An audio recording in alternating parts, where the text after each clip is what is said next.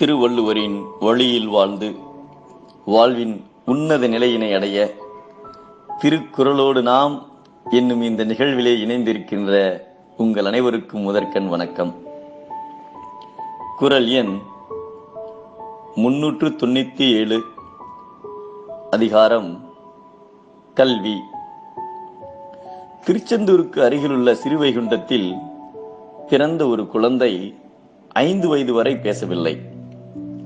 அவரது பெற்றோர் அவரை திருச்செந்தூர் செந்திலாண்டவர் சன்னதிக்கு அழைத்துச் சென்று அங்கே விரதத்தோடு பக்தியாய் வணங்கி நிற்க குழந்தை பேசியது. பின்னர் பாடியது. கந்தர் கலிவெண்பா என்னும் பிரபந்தத்தை அரங்கேற்றியது. வளர்ந்ததும் மதுரைக்கு வந்தார் இளைய புலவர். தாய் மீனாட்சியம்மனை தரிசித்து மீனாட்சியம்மன் பிள்ளை தமிழை மன்னர் திருமலை நாயக்கர் முன்னிலையில் பாட மீனாட்சியம்மனே குழந்தை வடிவமெடுத்து அப்பாடலை ரசித்து தனது கழுத்தில் இருந்த முத்து மாலையை பரிசாய் அளித்து மகிழ்ந்தார். தனது ஞானகுருவின் விருப்பத்திற்கு இணங்கி சிதம்பர நடராஜ பெருமானை தரிசித்து சிதம்பர மும்மணிக்கோவை இயற்ற அதை கேட்டு மகிழ்ந்த சிவநேச செல்வர்களின் விருப்பத்திற்காக சிதம்பர செய்யிற்கோவையை இயற்றி தந்தார்.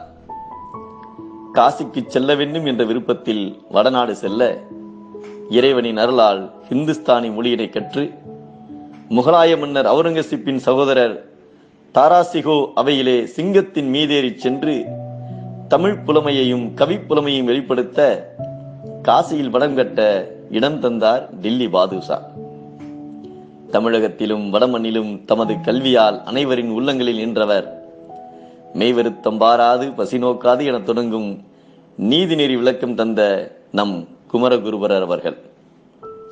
எல்லா உயிரினையும் நமது ஊராக்கும் கல்வியை வாழ்வின் இறுதி வரை ஏன் கற்கக்கூடாது?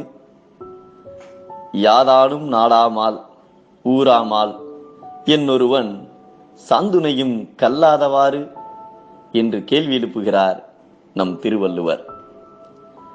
நம்மில் கல்வி வளமானால் உலகம் நமதாகும்.